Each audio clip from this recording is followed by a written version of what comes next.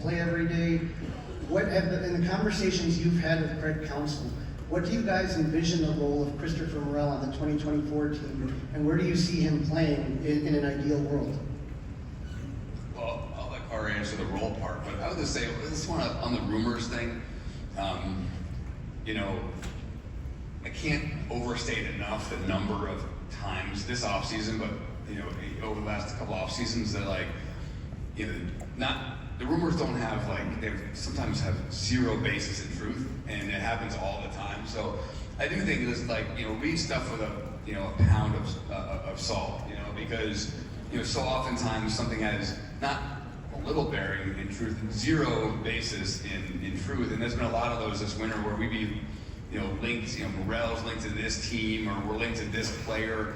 We've been linked to a number of free agents that we've never actually even spoken to this winter, and I think the agent just puts out that we're interested because we're a big market team. So, you know, when it comes to those things, like the rumors that he's not here because of the trade stuff is laughable, you know? And so I just think sometimes, you know, the rumors get going and it's a freight train, and I would just be aware of how often these things have no bearing in truth. Sometimes it's kind of a alternate universe, I would say. So you take the easy question part of it, and I take the hard one? That's right. So you're seeing a little glimpse into the role here. I did play this role for a long time. Yeah. Well done. We're Theo's smiling. So we had similar questions, and I don't want to compare talents because it's not fair to Mo, but similar questions of where's Jose Ramirez going to play? You know, back in 2014, 2015. He was a shortstop coming up, Lindor's playing shortstop. He could play second, Kipnis was playing second. Can he play third? Well, we have some pretty good third basemen. Can he play the outfield? I don't know, but we think this guy can hit. We're going to figure out a way to get him into the lineup. I think it's a really similar question that we're working through with Chris, which is he can hit. We have to figure out ways to get him in the lineup. That's why we had him working at first base in the offseason, Dominican, same coaches down there. That's why he's working in multiple different positions. You know, if you have a bat that will play in the major leagues, we will find a spot for you to play in the major leagues. We've all seen that he's able to move around.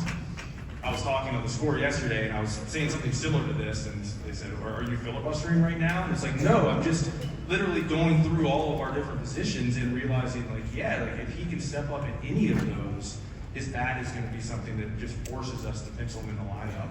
Worst case, he DHs a lot. Best case, he's playing great defense for us. He certainly has the athleticism, the hands, the ability to do it. I think there's an opportunity for him to be a great all-around player, and that's the thing we're going to work on really hard for this offseason. You do have some filibustering in your bag, would you say? I don't know that people have the votes to stop it. Right. Well played. But yes, I do have something in my bag. Over here, go ahead. Good morning. Good morning. First of all, I'm going to ask the question everybody wants to know. Where do things stand with Cody Bellinger?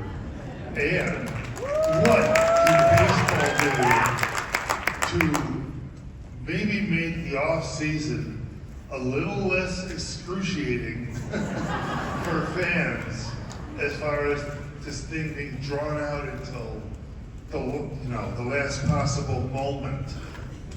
Well, I would say, And I don't expect you to give me an answer on Cody Bellinger, but I felt like it had to be asked. the wise fan, yes. If you have a petition to sign on having a signing deadline, I'll sign it first because Our wives will be on the very top, actually. I think it's terrible for baseball. I just think that there should be some sort of deadline. I mean, Imanaga, you know, the reason he signed the other day was because he had a deadline of Thursday. Otherwise, it may well drag out another month as well. And so, you know, deadlines work. We have a trade deadline. Things get done before the deadline. And so, it would be really nice if at some point over the next 10 years we put in a deadline, because it does drag out. It's uncomfortable. And I don't think it's good for players, teams, fans, anything. So I'm in on that. And then obviously on Cody, I'll give you the non-answer, but we loved having him. We've got a great relationship, and you know, we'll see.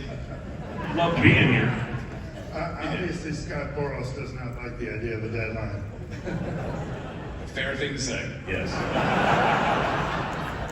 Young man, go ahead. You have the microphone. What are the chances that you're going to sign Matt Chapman and Cody Bellinger? You've got a bright future in this. I like the fact that you added Chapman. That was good. That was, yeah. Kind of similar conversation as Chad was saying. It's hard to give odds on any specific free agent because there's so many out there. And obviously there's rules about what we're allowed to talk about just from a Major League Baseball standpoint. But obviously we love wins, and we are looking for wins, and both of those players carry with them a lot of wins, and both of those players are people that you talk to teammates around the league, and they're great teammates and fit in really well in the clubhouse and help people be better around them. So it'd be foolish for a team not to be interested in a player like that, and we can guarantee you that we are hitting our phones and doing everything we possibly can to make this team better for you guys. You came from Cleveland. You were in San Diego, but Boston prior. So how much does it change in terms of, like, you can sit here and say wins are wins, but when you have a broader perspective on what you're trying to do and you have a higher payroll, how much do you tweak? Okay, this is what our offense projects, but it's an offense that has a high strikeout rate. This is what our run prevention projects, but our defense isn't so great. You understand what I'm saying? Like, you can sit there and project in terms of run prevention, but then how much are you sitting there trying to tweak inside it as you climb inside of how much you're spending? It's really interesting, and it's, Jed and I grew up on different parts of town, from a baseball perspective. And so he grew up in Boston front office, I grew up in the Cleveland front office, and both been really successful in their own ways, but it's a conversation Jed and I have all of the time. There's these profiles of, these heuristics is the kind of fancy word that you could use, that you look at teams and say, hey, you have to be well-rounded, you have to have X, Y, and Z. That's one end of the spectrum. The other end of the spectrum is you just need to project for a certain amount of wins, and it's just really black and white. It doesn't matter if you have, a bunch of 80 defenders that never give up runs. All you gotta do is score one run a game and you win every single game. And so I'm sure the answer is somewhere in between. I think anything in excess has a chance to be exploited. We study it a lot, and there is some effects if you have an all right-handed lineup or an all left-handed lineup. Teams can stack right-handed starters or left-handed relievers against you and put you in a really tough spot. And so I think you need to have, just from a risk mitigation standpoint, a little bit of different looks within your roster, but I don't think you can lose sight of the most important thing. You're solving for wins. If you're not solving for defense, you're not solving for offense, you're not solving for pitching, you're solving for wins. And so trying to make sure you're winning both of those. What's the gentleman from New Hampshire have to say? And I think that's all very true. I do think that, one of the areas we always say we kind of grew up in different parts of town. With the Red Sox when I was there, it was building a team with such depth that you had, you were mitigating your risk through that, right? Like the financial might that we had at that time with the Yankees, we were able to sort of keep on adding talent, and in part, kind of mitigating that risk. That's something that very few people can actually do. And my 2 years in San Diego were amazing for me because you realize that, sometimes you can't add that massive free agent or that massive trade. You have to count on that young player that it may be unproven to do it. There's a lot of ways to do it, and I think that's one of the beauties of baseball, right? Is that, there's a lot of players out there right now that no one's talking about. They're going to have 3-win seasons next year because they're given opportunity. And a Cleveland or a San Diego, when San Diego was a small market, when I was there, we could give that opportunity. And actually, one of the things that we talk about all the time is as you climb up and you get to those areas of higher wins, you can't stop giving young players or unproven players opportunity, because once you do that, it really can make the organization very stale. You need to be doing that all the time, and I think that's one of the things I learned in those 2 years in San Diego that was really good for me. Over here. Morning, guys. What's your favorite part about being with the Cubs and the Wrigley experience and just being here in Chicago? What's the biggest kick you get out of it? I probably have the freshest view of that, just being here for this 2-year anniversary this month in terms of moving to Chicago. the city's awesome, right? Like, there's just so many things to do here. You got different seasons. It's not, like being in Arizona where it's just always hot, or being in New Hampshire where it's always cold. It's a wonderful city. My family loves it. That aspect, I think we all can appreciate. I think from a baseball perspective, it's really easy to get jaded. It's really easy to forget that you're walking into a Major League Baseball stadium to work every single day. It is impossible to do that at Wrigley Field. And it's just an unbelievable experience.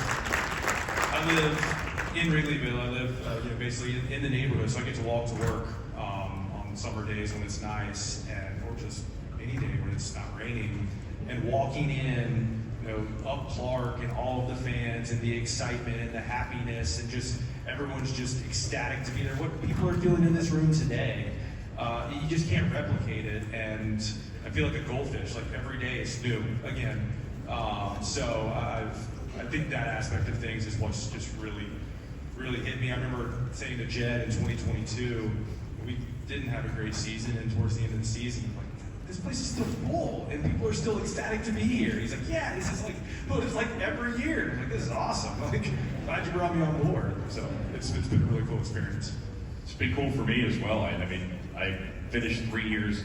I called, easily triple figures games here nationally and with teams. I still am calling games, and if you'll catch, I'm taking pictures of the sun setting in the middle of play-by-play because it's just so beautiful, and it resonates still, even though I've gotten to do it for this long already. Yeah, I don't have much to add to that. Answer is perfect.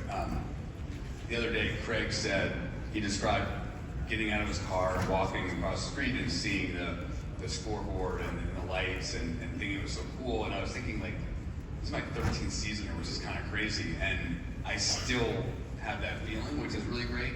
And I remember when I lived in San Diego for that brief time, I would always run up to the top of this hill, back when I used to run also, and younger person, and I would look out and think, this is so spectacular. Like, could I ever get tired of this? Could this ever become boring?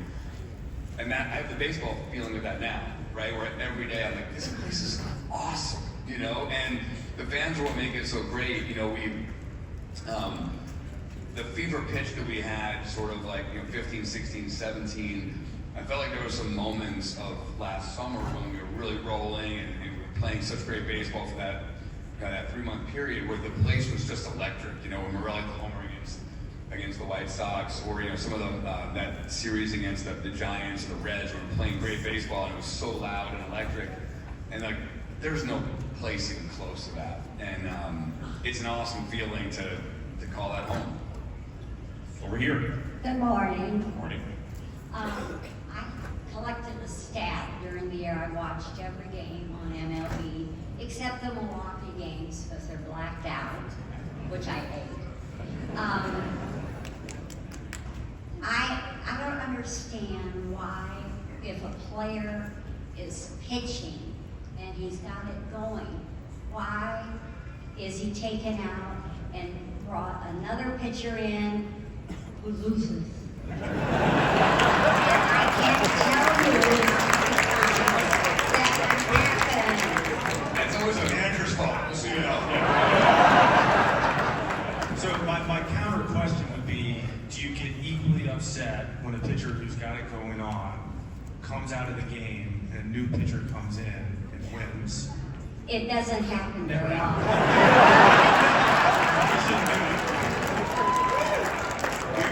We will factor your input into our matchup cards.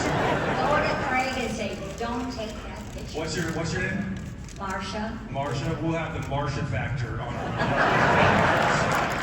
it'll be like a little bit of a bump for the starter. Say, all right, third time through, plus Marsha equals. Hey, I'm 77 years old, and I've been a Cubs fan because of my grandmother since I was 5 years old. Every child in the family has been given a Cub hat at birth, so I am a true blue Cub fan.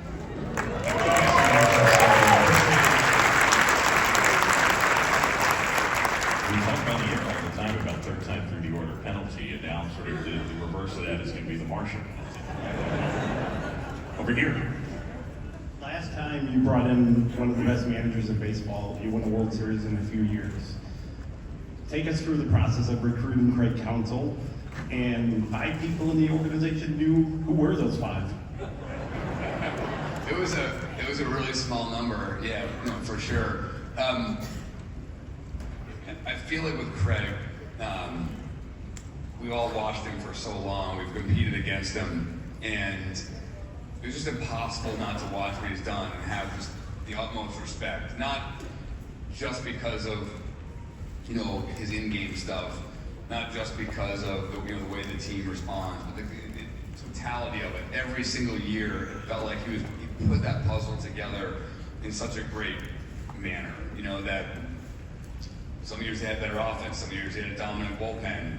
Last year they went almost pure defense and run prevention to win, and he finds a way to do it, and it was impossible not to admire that. And one of the things that really struck me, I sat down with him in that meeting. We were talking strategy and going through some stuff. At one point, he was like, "Hey, if you want to hire me for strategy, like, don't do that. Like, that's not what I'm about. I think I'm good at it."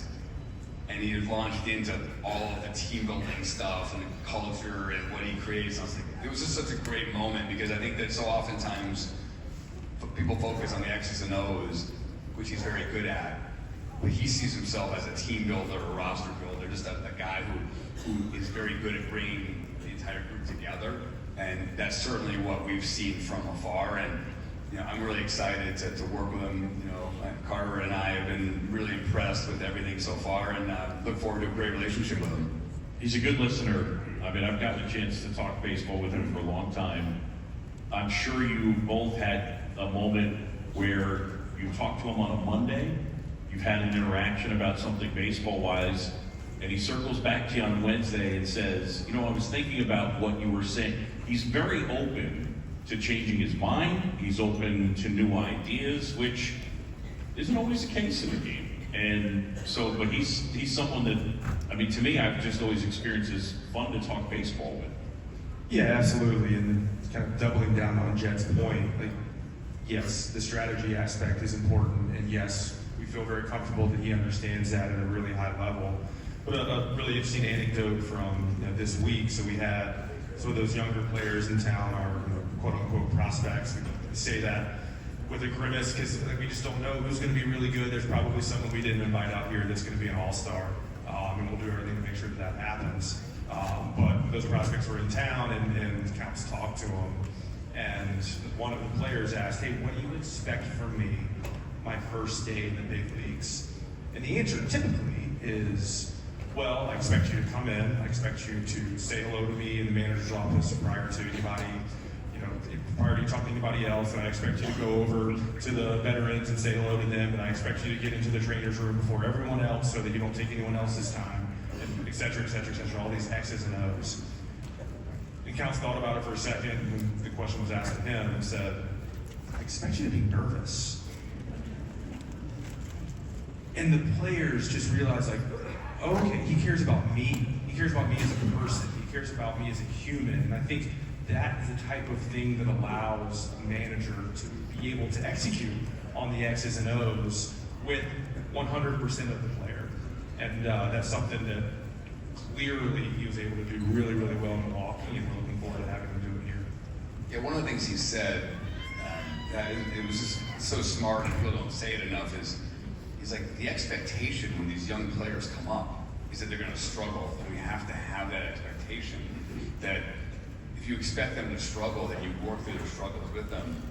The struggle doesn't become disappointment, because I think that it's so unbelievably hard to transition to the big leagues now, harder than it ever has been. The gap between the minors and the majors is way bigger than it used to be, and so it was just a really astute observation. If you expect the struggle, you'll help them work through it.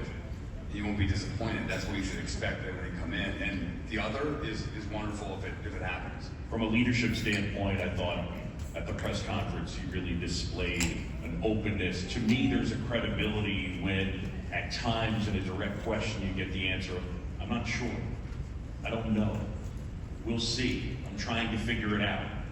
And I think that players buy into stuff like that because they understand that the manager is sitting there as the leader saying, I don't have all the answers, I'm open, and I'm gonna listen. So, go ahead. Morning, guys. Hi.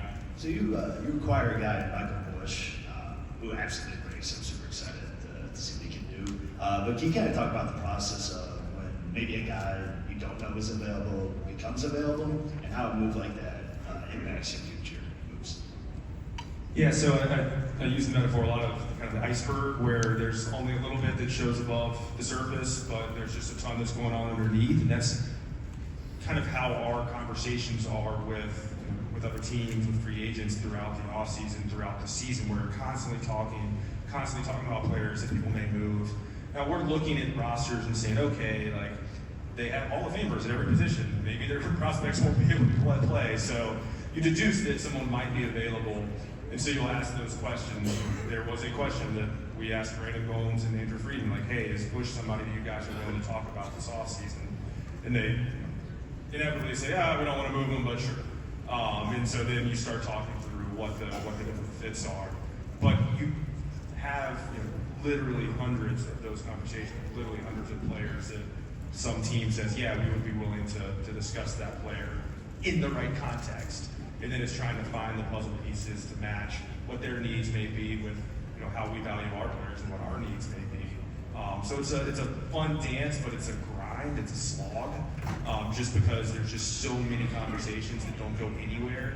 This is the one that snuck above the surface, and we're really excited to get a bat like his on board.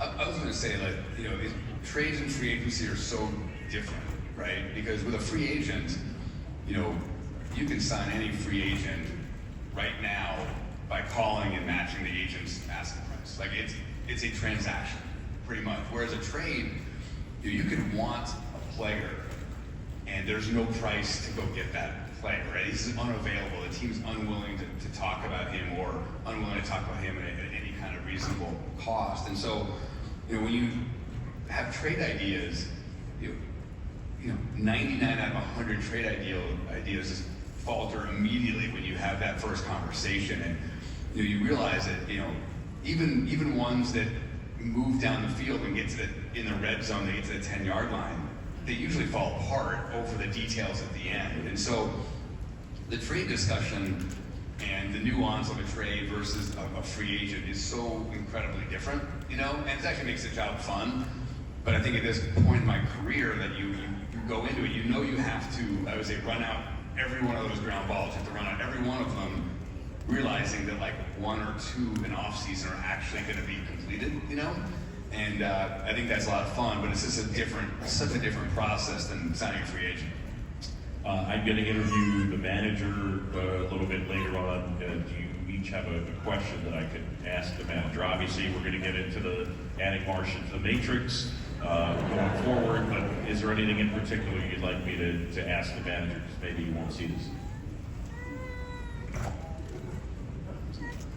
Don't filibuster. No, I will not. We do not have the votes. I would ask him, does he want a cubicle in our R&D department? Yes, I see this. He is up there often, would be number one. Does he intend to get any other pairs of shoes other than the one that he claims to wear that you found for him? Right. But no, I think there's a question earlier about what was the recruiting process, and it was more of a speed dating process. Yeah. And for anyone that's done speed dating, I've never have, but I assume it doesn't work very well. So if it doesn't work very well, then how do you get to know someone? And you get to know someone through their reputation. You get to know someone through people that know them, those references. And so the reputation and just actually getting to see the job over the last multitude of years, that in and of itself let us know the type of person he is, the type of manager he is. But most importantly, the people that actually work with him, that know him at a personal level, that know him at a professional level. That piece of it was probably the most important. And you can get that really quick. You can speed reference talking to 7 or 8 people over the course of a few days, and they kind of answered all the questions for us. I'm sure there'll be something to come up, but so far we've answered them all. I would just ask if it's hard being so much older than the president and the GM. That is a great question. I love that. Thanks so much, you guys. Appreciate it. Always fun. Thanks to all of you guys.